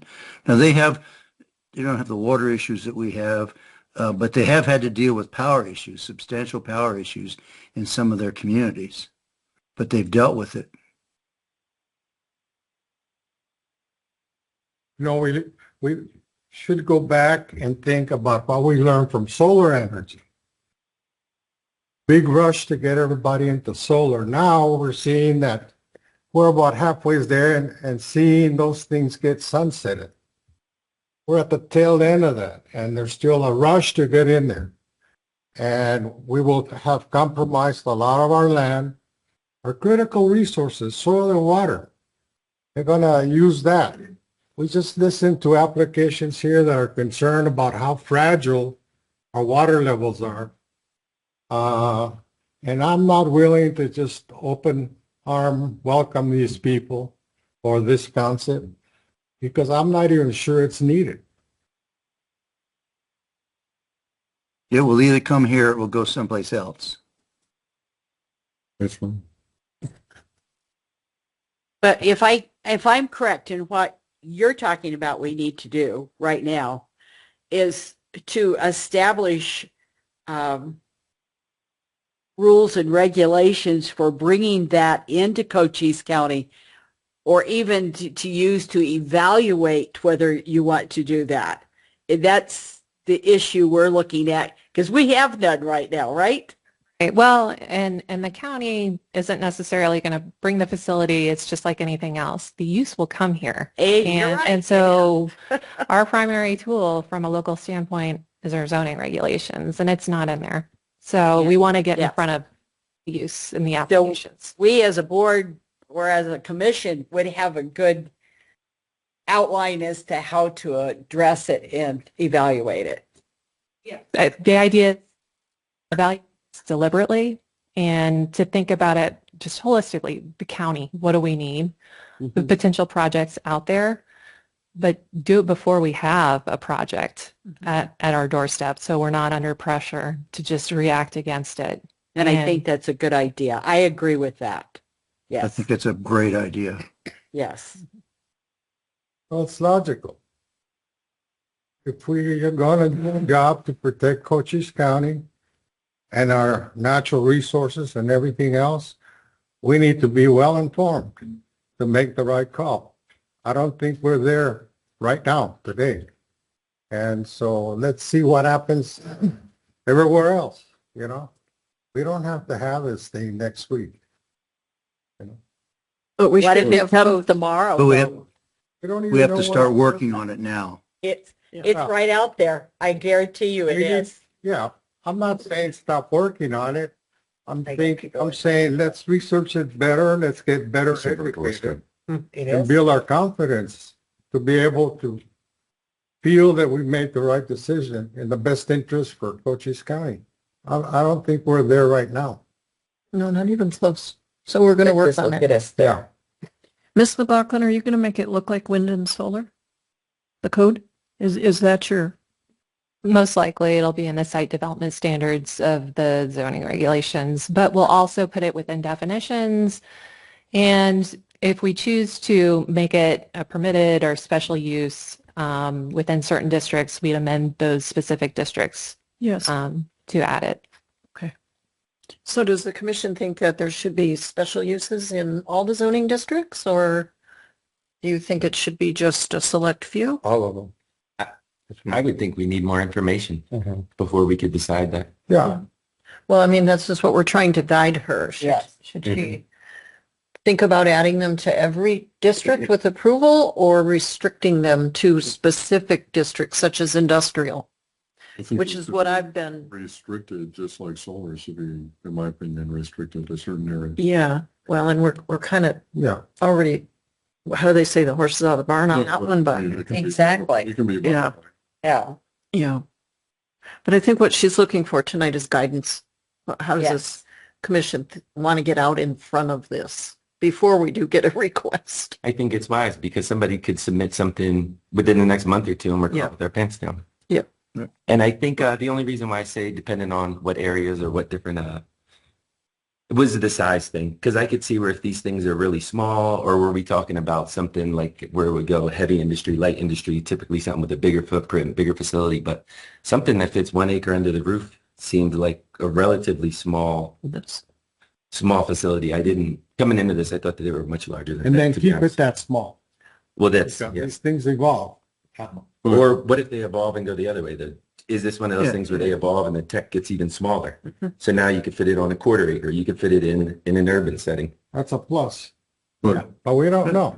something that even, the size could be the same, but if you have one AI facility, another cloud storage facility, another, the more complicated the facility, the more complex the processing, the more heat it generates, the more water that it uses. So the size is almost irrelevant. It's the specific use of the facility. But in And I- spite of the size, we don't have a good idea of the true impact Yeah. that it's going to have on our landscape. And some of the things that we can do when the plan is put together is you can address the issues of if they're going to bring this sort of resource in, then they have to be able to make sure that like it has a closed cooling system so that you're not sucking up acre feet of water. The largest one that I know of that I looked at was 38,000 square feet, and it uses 15 or 18 acre feet of water a year. That's not something you want to do to us. But there's ways to constrain that by making sure that they spend the additional money on their side to use efficient cooling systems. Mr. Tucker, you seem to have a lot of knowledge of this. Are there any other ways to cool these without water, such as liquid nitrogen, anything like that, as far as technology? There's lots, yeah, there are lots and lots of other ways to cool them. Most of these things are cooled by conventional air conditioning type systems. They don't use liquid cooling on the computers themselves much anymore. But the real challenge is to dissipate the heat that basically builds up in the computing center itself. And that's usually done by some interesting collection of air conditioning systems. But there's some fascinating technology available for cooling, closed cooling systems that actually use a very limited amount of external water. They recycle the water that they use. Yeah, so I spent... They still create a lot of heat. Oh, they do, yes. That's a whole idea. Yeah, the megawatts of heat. Yeah. Noise too. I understand that's true. That they are can be very noisy. And it's like a outside high-pitched noise. Yeah. My ears already do that. I'm not sure. I'm not sure what kind of noise other than generators running and stuff like that you hear outside the facility. I mean, if you're inside the facility, yeah, it's probably pretty tough. But, you know, there are fans that basically cool the computing towers. I would like to see a closed cooling system, just an automatic requirement, no discussion. The more questions we can answer up front, the better these meetings are going to go. So. Yes. Could I add something, Madam? Mr. Whitehead. So a few things. Yes, as far as water usage, they do go two directions, either high water usage but lower power usage, or very low water usage and higher power usage. But they're also, I think we've even had one perhaps that was suggesting they wanted to come here, a small data center where they were going to power it with solar. And we've got a whole other group of people who are concerns, I should say, about solar, but we have an abundance of sun here and not an abundance of water, so that's still something that should be considered. And if there are concerns about solar, then those could be built into the regulations as well. For example, there must be a close fire service within X amount in case there's a fire, or any of the other concerns can be built in to those. But certainly I agree that given our area, I'd say anywhere in Arizona, the water should not be cooled by using a lot of water, and power should be pushed towards solar on their own place if we can put in enough conditions to address our other concerns with solar. Phoenix is, if you've known, that whole metro area is growing by 16%. Cochise is flat. Part of the reason is because they are open more to some of these types of things, and they've figured it out, but they've also don't have as many environmental protection issues as we do. But that's still something to consider. I'm sure the board would consider that. So those are just a few of the things. And then the last is, I don't know if zoning can necessarily incorporate this in terms of economic impact, because really you're looking at, well, what's the risk of bringing this particular data center here? Like somebody proposes, we want to bring this, and here are the impacts and here are the risks, but you can't really weigh those risks unless you know what the economic impact will actually be. So even though zoning can't necessarily address that side of it, they can certainly put restrictions in. Your decision should include looking at the economic side, and that should be an important part of any application process, is convincing you that this is not just pie in the sky. Hey, we're going to definitely get 50 people and we're going to get millions of dollars. We don't want to wait until it's built and then an assessor goes in and determines that it's not worth very much in terms of property taxes. So that should be something that we have a clear way of figuring out what is the economic impact actually going to be, so that you can weigh that against the risks of harm on bringing it in. And while it may not be a factor, the economic study, it can be required that they provide one to you, just as part of the application process, so you can have a better understanding just of all the impacts. And while that's not a zoning impact, it is still an impact. Like a cost benefit Correct. Is it worth bringing this in for 40 full-time employment? And are those people even going to be trained adequately in Cochise County, which is Cochise County people? I don't know. Because it's So, just yeah. still. Yeah, statistically, about 50% of the people that work at these data centers are contractors. So the number of people that it actually employs is quite small compared to the potential financial impact that it can have on us. So one of our objectives is to work to improve our economic development situation. And this thing's not going that way. We need to stop and think about it. I just don't want an economic impact. I want an environmental impact. I want this soil analysis. I want wildlife analysis. I want all that stuff so we can look at the whole picture. You know, it's not going to do us any good to modify our environment. And those birds out there, that wildlife, those curamundis, raccoons, and all that are worth more than several $1 million. And we're not like everybody in Arizona. We need to be treated as Cochise County. We have special conditions. We have special environments. And we're in a geographic unique area, right in the middle of the Chihuahua and Sonoran overlap. These companies don't understand any of that. I think we should educate them if they don't know already. And we need to know what the hell these damn things are. All we know is what they've sent to us. But we don't know for sure, you know. And they'll tell us whatever they want to tell us. And how do we know they're pulling the wool? I don't know. I need to feel more confident with that before I can start pushing in that direction. I'm not sure that it is the best thing for Cochise County. Just like solar panels have panned out to not be. 10 years ago, that was like the big thing.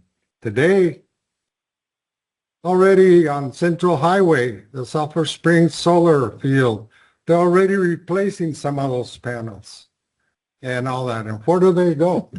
And there's a lot of things wrong with it. And the theory of entropy, they all self-destruct.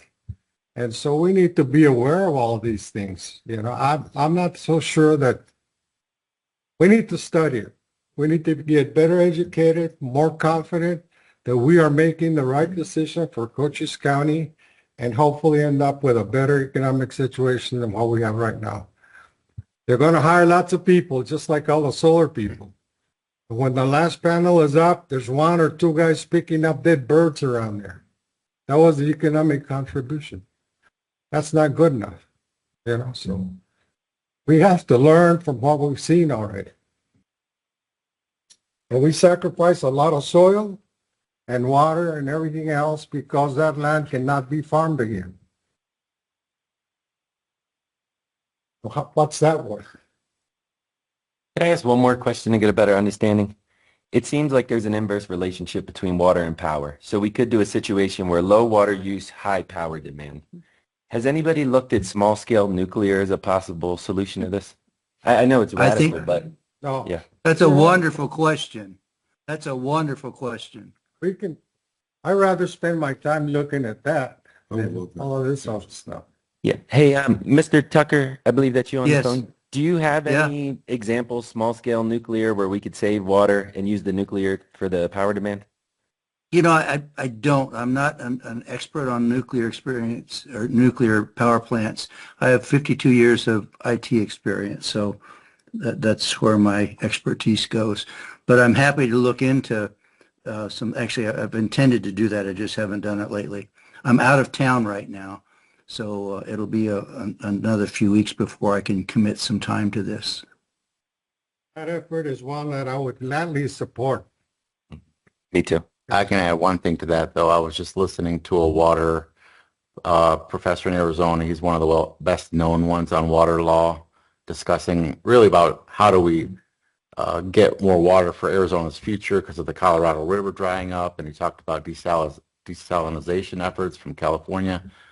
He did talk about how if you could have in a desalinization unit, which does require a lot of power, there has been discussions about small nuclear reactors. Problem with that is those take a lot of water to cool them. So so they came up with other ideas, but that was one where it didn't exactly solve the water problem. Well, that was one that went belly up in Welton. They had a desalting plant that the math didn't work the way they thought it was going to work. But there's been great strides in technology since then. And So there's a 750 million gallon desalinization plant here in Yuma. It's been here for years. It's required by a treaty we have with Mexico.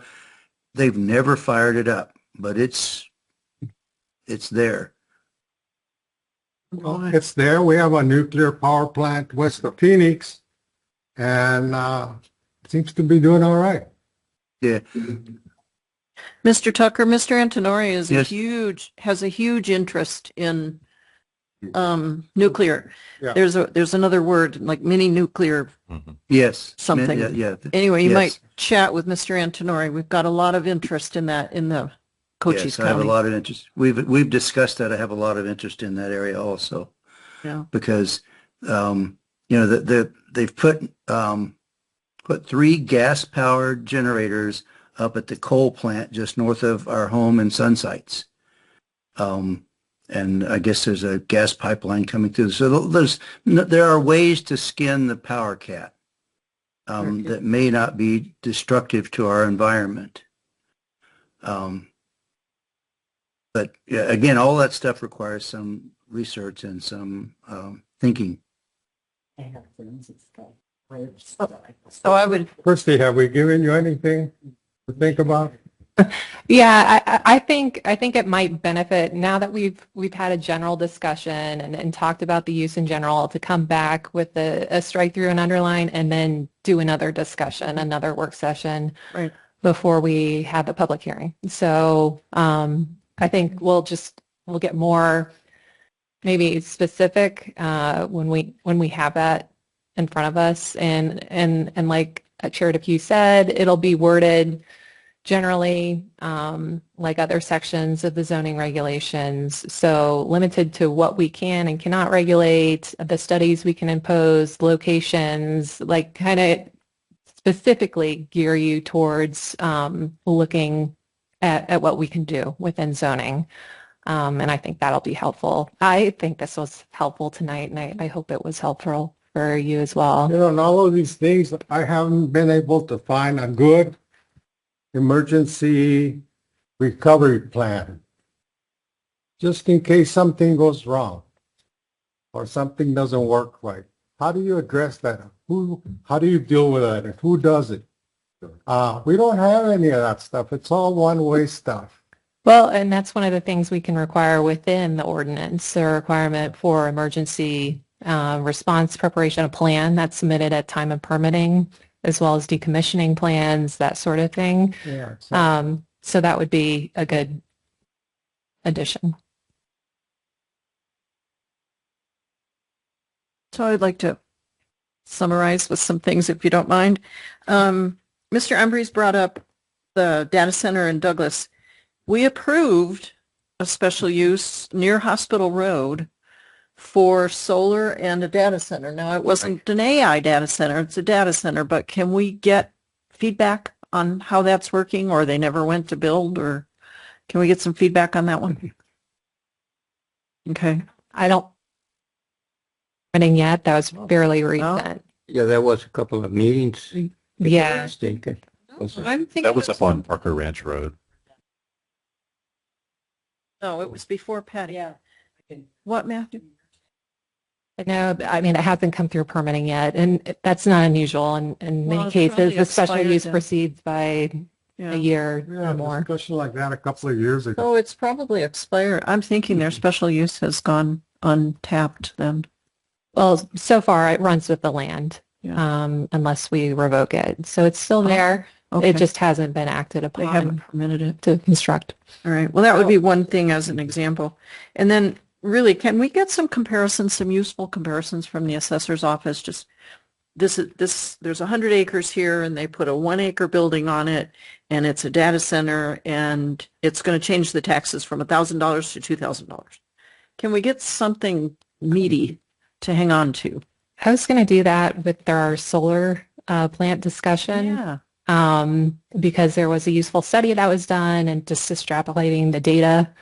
But also we could get from Department of Revenue the use code. When it comes to solar, it's large. It's a centralized value that's assessed. So it has to go to the state to value it.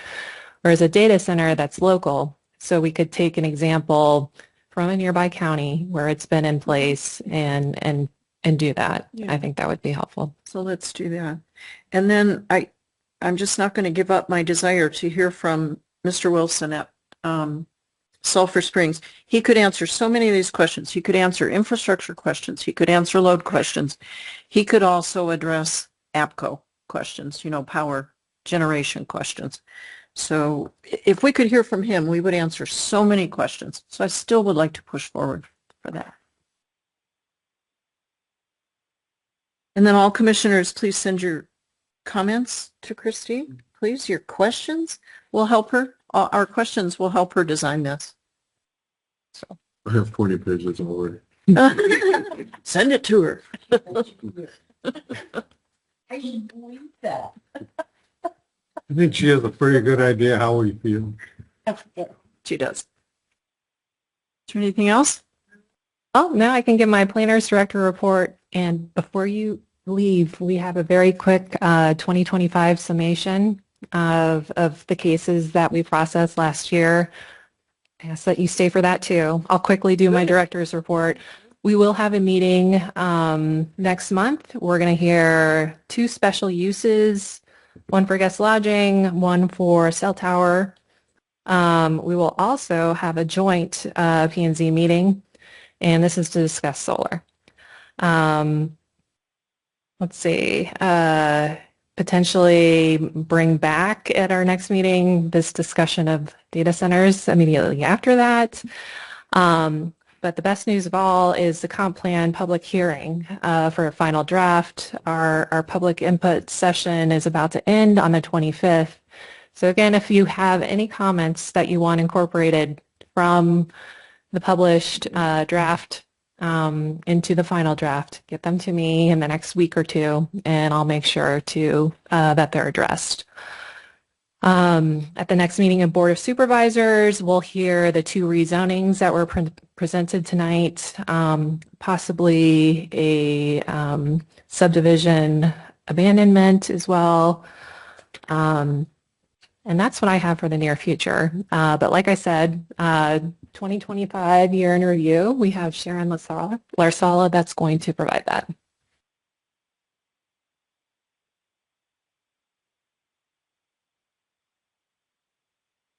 Good evening, Chair and Commissioners. My name is Sharon Larsala, Planner 1, and I'll be presenting the 2025 Annual Summary for the Development Services Department. Today, we will review administrative applications, public hearing applications, special use trends from 2021 to 2025, and regional coordination efforts. Beginning with administrative applications, the total rose from 115 in 2025 to 143 in 115 in 2024, to 143 in 2025. Notable increases occurred in minor land divisions, lot modifications, and there was a decline in accessory dwelling unit applications. For public hearing applications, there was an increase from 68 in 2024 to 87 in 2025. Notable increases were with special uses, variances, and agricultural exemptions. There was a decline in rezonings. To expand a little further into special uses, In 2021, the commission approved of 16 special uses and there was one denial. The board upheld the commission's decisions in 2 appeals, and staff approved of 6 administrative modifications. In 2022, the commission approved of 20 special uses, and there was one denial. There were no appeals, and staff approved of 4 administrative modifications.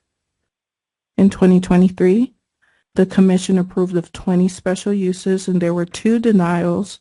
The board upheld the commission's decisions in 3 appeals, and staff approved 5 administrative modifications. In 2024, the commission approved of 15 special uses, and there were 3 denials. The board upheld the commission's decisions in 1 appeal, and staff approved of 3 administrative modifications. In 2025, the commission approved of 18 special uses, and there were 3 denials. The board upheld the commission's decisions in 2 appeals, and staff approved of 5 administrative modifications. Special Use 2532 and Special Use 2533 will be reviewed next month, while SUA 2504 heads to the commission in March. And now to discuss regional coordination. Cochise County continues to work closely with Southeastern Arizona Government Organization on community development block grants for housing programs and with the Sierra Vista Metropolitan Planning Organization on the 2050 Transportation Plan. Partnerships with the City of Douglas were strengthened through port infrastructure to support international trade, and the county continues to follow the intergovernmental agreements with cities of Sierra Vista, Benson, Bisbee, Douglas, and Wilcox for planning services and mutual support. In closing, thank you to the Planning Commission members for your time, insight, and dedication these previous years. Your work is vital to good planning and sustainable growth in our community. I'm giving you a mental standing ovation. Right. Good job. I've been asking for this. I love it. Can you email this to the commissioners? Thank you. Good job. Wow. Good information. I have a question follow up on our public speaker, Mr. Bowers. Do you have knowledge? Has he made a code complaint? Yes, that's in code compliance right now. All right. So it's where it should be. Uh-huh. Okay. Thank you. I have a question for the planner. On Highway 80 west of Douglas, we have an impoundment yard. Now it looks like it's being created to a junkyard. They're dismantling trucks, cars, and everything. What is happening? Are you going to take that? Are you going to take that individual to court? It seems to be growing. Growing. That use is currently, well, that's also in code compliance right now. They are constructing a wall on the front side facing the roadway. It should be visibly not, well, it shouldn't be visible from, yeah. Is that a general business zoning? Yes. Is general business, they can only have vehicles there for 30 days impounding? Is that correct? If you're in general business, you can only impound the vehicles for 30 days? I don't believe that's the case with our zoning regulations anyway. It was a legally established impound yard. It has grown exponentially from what it was originally planned to be. Originally, it was just the small area that was enclosed by the wall, and they've expanded past that. And so the county's working with them for the property owner to construct a wall for the entire span of the property. If you construct a wall, those trucks, some of those trucks are higher than you can build a wall. So you can't stack them in this case, but there's some yeah, stacked up already cars on trailers. We hear a lot of complaints from the people about How it's just growing and growing and growing, and wondering if there's anybody doing any checking to see what the land use how many acres were approved and where they're at now.